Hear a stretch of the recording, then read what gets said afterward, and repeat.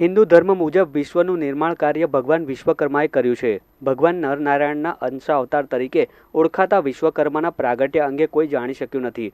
પરંતુ પ્રતિવર્ષ માગસર માદ સુદ તેરસના દિવસે ભગવાન વિશ્વકર્મા જયંતિ ઉજવાય છે. આર્ય વાસ્તુ પરંપરાના પ્રથમ આચાર્ય એવા ભગવાન વિશ્વકર્માની જન્મ જયંતિ કારીગર વર્ગ માટે ખાસ મહત્વ ધરાવે છે.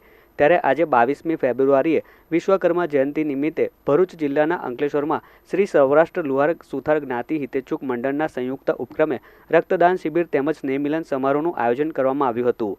રક્તદાન શિબિરમાં મોટી સંખ્યામાં સ્વૈચ્છિક રક્તદાતાઓએ અંદાજે 75 જેટલા યુનિટ બ્લડ એકત્ર કરવા સાથે ભગવાન વિશ્વકર્માની વિશેષ પૂજા અને સ્નેહમિલન સમારોહના સહભાગી થયા હતા.